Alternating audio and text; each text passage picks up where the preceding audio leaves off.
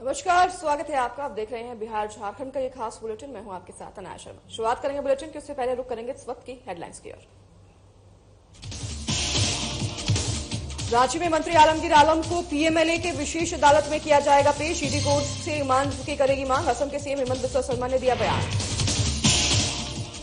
पाकुड़ में जेएमएम प्रत्याशी विजय हांसदा ने चलाया जनसंपर्क अभियान। केंद्र सरकार पर साधा निशाना, कहा केंद्र सरकार ने साजिश के तहत हेमंत सोरेन को भेजा जेल। कैमूर में बीएसपी प्रत्याशी अनिल पटेल ने की जनसभा। अनिल पटेल ने बीएसपी की जीत का किया दावा, कहा जनता ने बनाया बदलाव का मन। बोकारो में लगे पार्टियों के झंडे के खिलाफ एफएसटी की कार्रवाई। झंडा उतारने पहुंचे एफएसटी की टीम से बहसबाजी। बीजेपी कार्यकर्ताओं ने प्रशासन के खिलाफ की नारेबाजी। और बिहार के सीएम नीतीश कुमार के वादे धरातल पर हुए फेल। मूलभूत सुविधा से वंचित छपरा जिले का ब्राह्मणपुर गांव, ग्रामीणों ने सरकार के खिलाफ जताई नाराजगी। चलिए इसी के साथ आगाज करेंगे बुलेटिन का। टेंडर कमीशन मामले में गिरफ्तार ग्रामीण विकास मंत्री आलमगीर आलम को आज पीएमएलए की विशेष अदालत में पेश किया जाएगा। इस दौरान ईडी कोर्ट से रिमांड की मांग करेगी। बुधवार को ईडी ने 2 दिनों की पूछताछ के बाद मंत्री आलमगीर आलम को गिरफ्तार कर लिया। झारखंड सरकार के मंत्री आलमगीर आलम से दूसरे दिन पूछताछ के बाद ईडी ने कार्रवाई की है। बता दें कि आलमगीर आलम से ईडी ने पूछताछ उनके पीएस संजीव लाल और उनके सहायक जहांगीर आलम के ठिकानों से मिले करोड़ों रुपए के संबंध में की थी। मंत्री आलमगीर आलम की गिरफ्तारी पर चुनाव प्रचार के लिए झारखंड आए असम के मुख्यमंत्री हेमंत बिस्वा शर्मा ने भी बयान दिया है। उन्होंने कहा जो हुआ ठीक हुआ।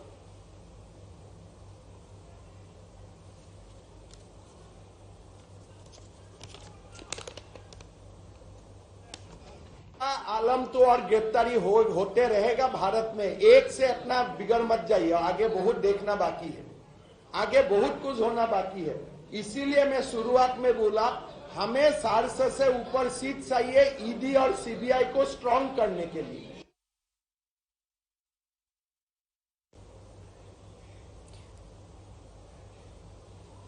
टेंडर कमीशन मामले में गिरफ्तार ग्रामीण विकास मंत्री आलमगीर आलम को आज पीएमएलए की विशेष अदालत में पेश किया जाएगा।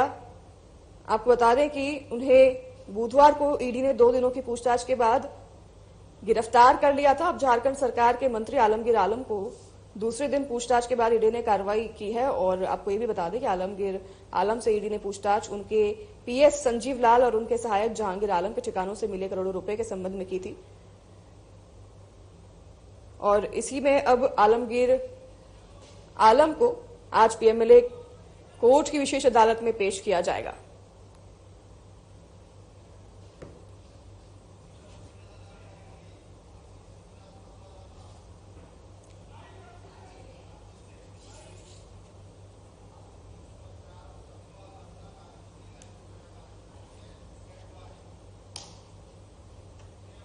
इसी खबर पर ज्यादा जानकारी के लिए हमारे साथ संवाददाता रांची से लाइव जुड़ेंगे आशीष प्रसाद। आशीष, आपके पास मैं आऊंगी, क्या कुछ उस खबर पर पूरी अपडेट सामने आ रही है? कुछ दिन पहले ये खबर थी कि जो पीए हैं संजीव लाल, उनके घरेलू सहायक जहांगीर आलम के घर पर रेड पड़ी थी और रेड में कुछ 35 करोड़ लगभग कैश बरामद किए गए थे। इसके बाद अब ये भी खबर है कि आलमगीर आलम को आज पीएमएलए कोर्ट में पेश किया जाएगा। आशीष, आप तक हमारी आवाज पहुंच रही है?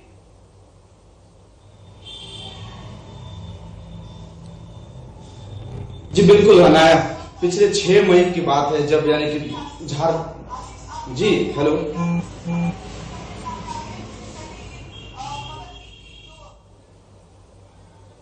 6 मई की बात है जब यानी कि झारखंड के कई ऐसे ठिकानों जैसे 9 ठिकानों पे ईडी की छापेमारी की गई थी। जिसमें से बड़ी बात सामने आई थी कि झारखंड विकास मंत्री, ग्रामीण विकास मंत्री के यहाँ पे छापेमारी हुई थी। उनके पीएस संजीव लाल के पीएस नौकर जो थे जहांगीर आलम, उनके घर से लगभग 35 करोड़ रुपए की बरामदगी हुई थी। उसी को लेकर लगातार जांच की जा रही थी। आखिर ये पैसे कहां से आए, किस बात की संशय का विषय बना हुआ था। पिछले 2 दिनों से लगातार मंत्री आलमगीर आलम को ईडी कार्यालय में पेश के लिए बुलाया गया। जांच के दरमियान पाया गया कि इनके जांच बताया गया कि आखिर पैसे कहां से आए, इतने पैसे किस काम के थे। एक नौकर के यहाँ पे जो 10 से 15 हजार रुपए कमाने वाला व्यक्ति लगभग 35 करोड़ रुपए आखिर कहां से आप आए, इस पर कई सवाल खड़े हो रहे थे, जिसके लेकर मंत्री जी को बुलाया गया था। लेकिन उन्होंने किसी प्रकार का संतुष्ट संतोषजनक जो बातें सामने आई थी वो दे नहीं पाए, जिस कारण से उन्हें आखिरकार कल बीती शाम में उन्हें गिरफ्तार कर लिया गया। यहाँ तक कि जब मेडिकल की जांच की बात आई तो उन्हें कई ऐसे परेशानी का भी सामना हो रहा था, कई बीमारियों से पीड़ित थे, ब्लड प्रेशर, शुगर की बातों दवाइयां भी लेते रहे। इन सभी डॉक्टरों का मानना रहा कि इन्हें दवाई निरंतर दिया जाए और आज की डेट में उन्हें ईडी के द्वारा अभी फिलहाल अभी कोर्ट में पेश किया जाएगा, उनसे पूछताछ की जाएगी और ईडी के माध्यम से लगभग 14 दिन का रिमांड के लिए मांगा जाएगा। अब देखने वाली बात होगी कि ईडी के द्वारा कितने दिन की रिमांड मिलती है। जी अनाया। जी आशीष, अगर बात करें तो आज उनकी पेशी होनी है पीएमएलए कोर्ट में, तो ईडी की तरफ से क्या कुछ याचिका जो है, दलीलें जो है रखी जा सकती है कोर्ट में?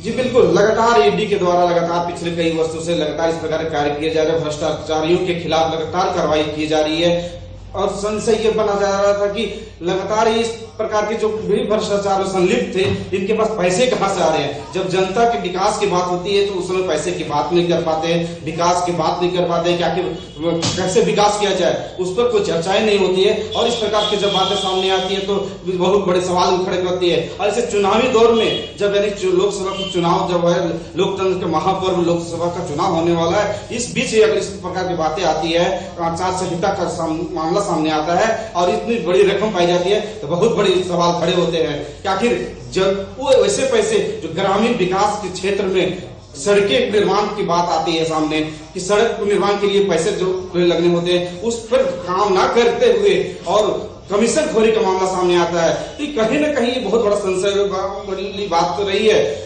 ईडी इस प्रकार की आज यानी कि जब सामने लाएंगे मंत्री जी को तो ये जरूर रिमांड की मांग करेंगे, लेकिन कोर्ट के द्वारा से ये देखने वाली बात होगी कि कब तक इनको रिमांड मिलती है और कितने दिनों की रिमांड मिलती है और आगे की कार्रवाई कितनी लंबी चलती है, तो ये पता चलेगा आगे। जी आशीष, ये बिल्कुल बहुत बड़ी बात है चुनाव के मद्देनजर और चुनाव के पहले जब आचार संहिता लग गई उसके दौरान इतने पैसे कैश में बरामद होना ये बहुत बड़ी बात है। चुनाव के मद्देनजर भी अब पार्टियों पर भी काफी असर पड़ेगा, चुनाव को लेकर लोगों की मानसिकता पर भी काफी असर पड़ता है।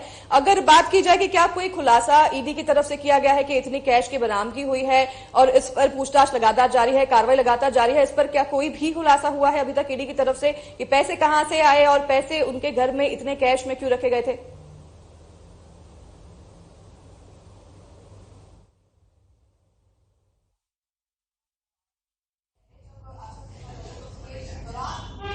जी बिल्कुल, ईडी के द्वारा लगातार इस बात की जांच जानकारी ली जा रही थी कि आखिर इतने पैसे कहां से आए, लेकिन मंत्री जी ने अभी तक किसी प्रकार के बात सामने नहीं लाए ये पैसे कहां से आए। जो उसकी सामने स्पष्ट बात नहीं होने के कारण से उन्हें गिरफ्तार कर ली गई है। यहाँ तक कि झारखंड के मुख्यमंत्री चंपई सोरेन ने अपने सभी विभाग के सभी लोगों से जानकारी भी प्राप्त की है। यहाँ तक उन्होंने कांग्रेस के आला अधिकारियों से भी बातचीत करके बैठक के दौरान एक बात सामने आया है कि मंत्री जी के पैसे कहां से आए, इतने पैसे कहां से आए, इसकी जानकारी अगर न दे पाते हैं तो उन्हें बर्खास्त कर दिया जाएगा। अगर कांग्रेस पार्टी किसी प्रकार की एक मौके पर कोई एक्शन नहीं लेती है तो उन्हें बर्खास्त करने की बात सामने कर रहे हैं। अब देखने वाली बात हुई कि कांग्रेस के द्वारा कितनी जल्द किसी प्रकार के मंत्री जी के खिलाफ कार्रवाई करते हैं। जी अनाया। ठीक है आशीष, बहुत धन्यवाद आपका हमारे दर्शकों तक तमाम जानकारी साझा करने के लिए। ये बड़ी खबर है, अब आलमगीर आलम को आज पीएमएलए कोर्ट में पेश किया जाएगा। चलिए फिलहाल रुकेंगे एक छोटे से ब्रेक के लिए, जल्द हाजिर होंगे आपके पास इस ब्रेक के बाद।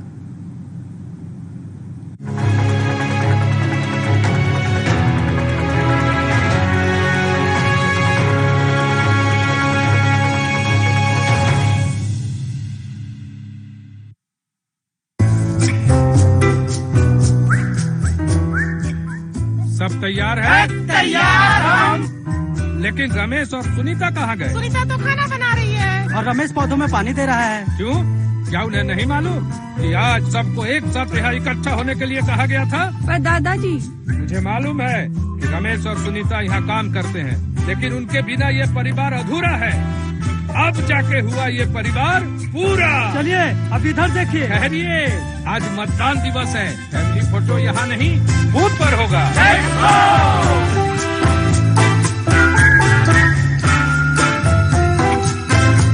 सर मैंने भी वोट दिया है। तो फिर आप भी आके शामिल हो जाइए हमारे फैमिली में, क्योंकि इस बार हम लोगों ने किया है सपरिवार फैमिली वोटिंग।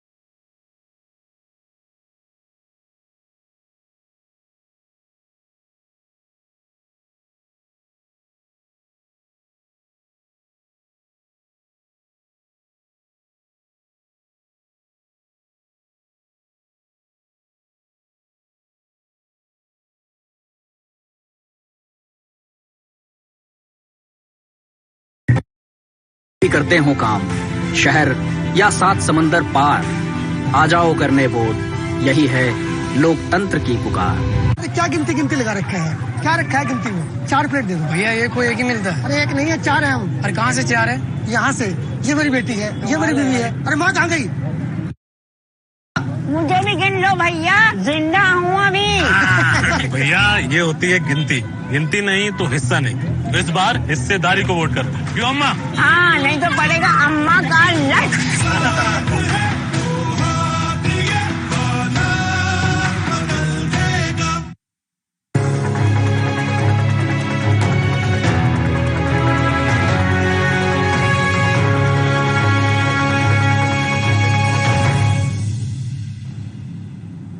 स्वागत है एक बार फिर आपका ब्रेक के बाद। रुख करेंगे खबरों की ओर। राजमहल लोकसभा क्षेत्र के सांसद सह इंडिया गठबंधन के प्रत्याशी विजय हांसदा ने पाकुड़ प्रखंड क्षेत्र के दर्जन भर गांव में जनसंपर्क अभियान चलाया। विजय हांसदा ने कालिदासपुर गांव में स्थित सिद्धू कान्हू की प्रतिमा पर माल्यार्पण कर जनसंपर्क अभियान की शुरुआत की। उसके बाद सोनाजोड़ी, कोलाजोड़ा, पोचाथोल, नरोत्तमपुर, इसाकपुर, रहसपुर, नवादा, इलामी, तारानगर और संग्रामपुर पंचायत का दौरा किया। वहीं जनता को संबोधित करते हुए विजय हांसदा ने कहा कि केंद्र सरकार आरक्षण समाप्त कर आदिवासी, मुस्लिम और पिछड़ी जाति के लोगों को पंगु बनाने का काम करने जा रही है। झारखंड के पूर्व मुख्यमंत्री हेमंत सोरेन को बिना किसी कारण के षड्यंत्र के तहत जेल भेज दिया गया है। साथ ही कहा कि केंद्र सरकार ने साजिश के तहत हमारे नेता को जेल में डालकर झारखंड के आदिवासियों और मूलवासियों को अपमान किया है। इस अपमान का बदला चुकाने का समय आ गया है।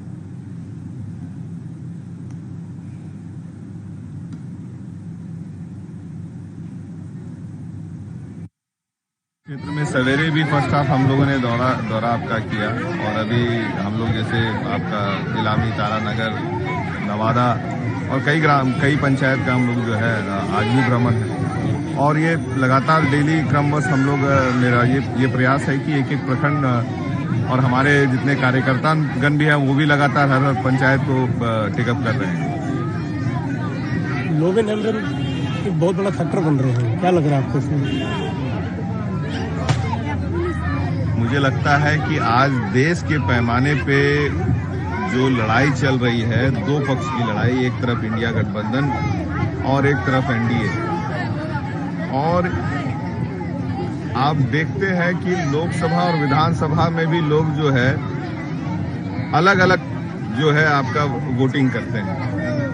तो देश के, और मैं कह सकता हूं कि आज वोटिंग करने में जो है यहाँ के जनता बहुत माहिर हो चुके हैं। उन्हें क्या वोट करना है वो मन बना चुके होते हैं। हमारे मुख्यमंत्री भी आज जेल के अंदर है। 3 महीना से ईडी ने उन्हें अंदर रख करके डेट पे डेट ले रहे हैं। उसके बाद अभी तक कुछ साबित नहीं कर पाए हैं कि भाई आखिर किस वजह से उन्हें जेल के अंदर रखा गया। और कई ऐसे हमारे जो है गठबंधन के नेता, सिर्फ झारखंड ही नहीं, कई स्टेट्स में आज या तो जेल के अंदर है, उनके ऊपर बहुत सारी ईडी, इनकम टैक्स और सीबीआई के छापे पड़ रहे हैं। लेकिन मैं ये कह सकता हूं कि अब 15 दिन का समय है।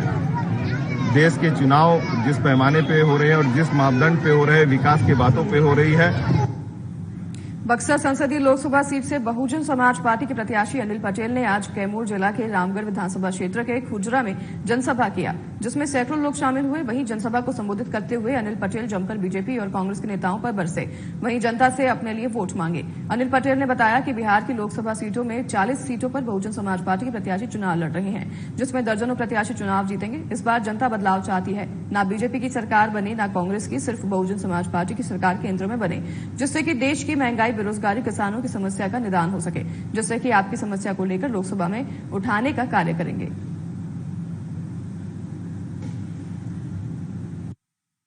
जो सामंतवाद और मनुवादी व्यवस्था है, लोग उससे भूल चुके हैं। लोग इस व्यवस्था को ध्वस्त करना चाहते हैं। जो मनुवाद और सामंतवाद की जो व्यवस्था है उसको ध्वस्त करना चाहते हैं और तमाम बहुजन समाज अपने बहुजन समाज पार्टी के पीछे, अपने हाथी के पीछे खड़े हो रहे हैं और एकत्रित होकर के एक ही नारा है कि बक्सर का बेटा और बक्सर की विकास। अगर आपको जनता चुनाव जिताती है तो आगे आपका प्राथमिकता क्या होगा विकास का? देखिए, हमारी प्राथमिकता है, सबसे पहले हम बाबा साहब को मानने वाले लोग। पहली प्राथमिकता है कि जो श्री राम की ज्ञान स्थली रही है, जिसे भारतीय जनता पार्टी ने कहा है कि श्री राम की ज्ञान स्थली, उन्होंने तो श्री राम के नाम पर हमारा वोट लेने के लिए ठगा है। लेकिन हमारी प्राथमिकता, हमारी पार्टी की प्राथमिकता है कि सबसे पहले बक्सर में अम्बेडकर यूनिवर्सिटी की स्थापना करना, अम्बेडकर यूनिवर्सिटी की बक्सर में स्थापना करना और वहां से हर प्रखंड में एक कॉलेज का निर्माण करना, एक कॉलेज की स्थापना करना, जहां हमारी बेटियां और बेटे बढ़ करके दुनिया में अपना नाम रोशन करें। यहाँ medical college, engineering college, technical colleges का हब बनाना, नर्सिंग कॉलेज ये खुलेंगे तभी हमारे बेटा और बेटी का भविष्य सुधर सकता है। ये 5 किलो अनाज से हमारे लोगों का भविष्य है। इसी बीच रुकेंगे छोटे से ब्रेक के लिए, जल्द हाजिर होंगे आपके पास इस ब्रेक के बाद।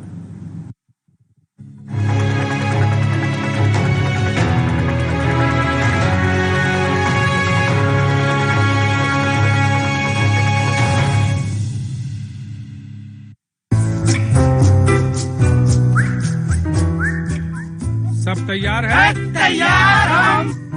लेकिन रमेश और सुनीता कहाँ गए? सुनीता तो खाना बना रही है और रमेश पौधों में पानी दे रहा है। क्यों? क्या उन्हें नहीं मालूम कि आज सबको एक साथ यहाँ इकट्ठा होने के लिए कहा गया था? पर दादाजी, मुझे मालूम है कि रमेश और सुनीता यहाँ काम करते हैं, लेकिन उनके बिना ये परिवार अधूरा है। अब जाके हुआ ये परिवार पूरा। चलिए अब इधर देखिए। ठहरिए, आज मतदान दिवस है। फैमिली फोटो यहाँ नहीं, बूथ पर होगा।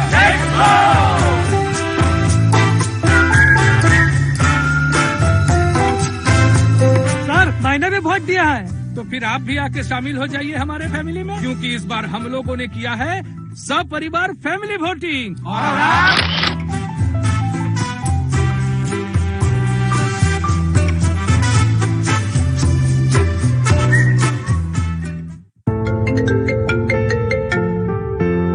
हाँ डैड, हाँ बस निकल रही हूँ। ओके निकल रही हूँ, अदरवाइज मेरी फ्लाइट मिस हो जाएगी। Okay bye bye. भैया थोड़ा जल्दी करिए ना, मेरा बस खुलने वाला है।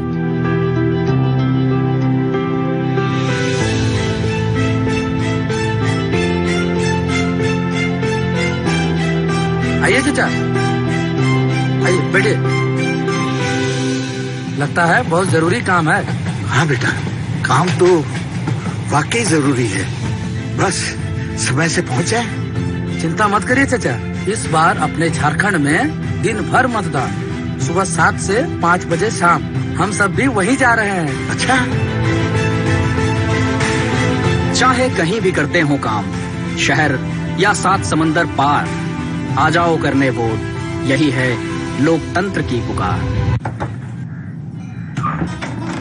आज आपको याद है ना, वोट देने जाना है। हाय भैया, भूलिएगा नहीं, ठीक है?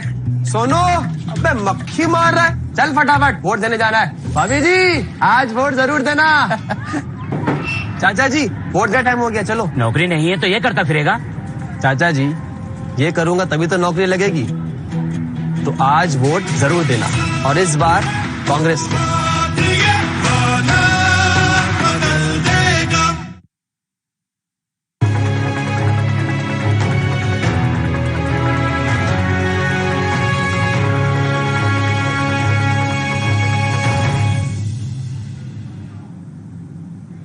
एक बार फिर स्वागत है आपका। रुक करेंगे खबरों की ओर। धनबाद लोकसभा क्षेत्र के बोकारो विधानसभा के दूंधी बाजार में विभिन्न दुकानों में विभिन्न पार्टियों के झंडे दुकानों और पोल पर लगे हुए थे। इसी को लेकर एफएसटी टीम ने कार्रवाई करते हुए सभी दलों के झंडे को उतारा। झंडा उतारने के लिए एफएसटी की टीम जब पहुंची तो बीजेपी के कार्यकर्ताओं ने जमकर बहसबाजी भी की और जिला प्रशासन के खिलाफ नारेबाजी भी की। वहीं एफएसटी टीम में शामिल दिवाकर दुबे ने कहा कि इलेक्शन कमीशन ऑफ इंडिया का निर्देश है कि किसी भी सार्वजनिक जगह या फिर सरकारी पोल पर झंडा नहीं लगाना है। साथ ही कहा कि हम लोगों को सूचना मिली थी कि दूंदीबाग में विभिन्न पार्टियों के झंडे जैसे बीजेपी, कांग्रेस, आरजेडी और अन्य के झंडे लगे हैं, वैसे उसी को उतारने का काम किया जा रहा है। वहीं दलों पर कार्रवाई की बात को लेकर चास सीओ ने कहा कि सभी को समझा दिया जा रहा है। मौके पर सिटी थाने के इंस्पेक्टर सुदाना दास अपने दल बल के साथ मौजूद रहे। एक भी झंडा नहीं बचना चाहिए।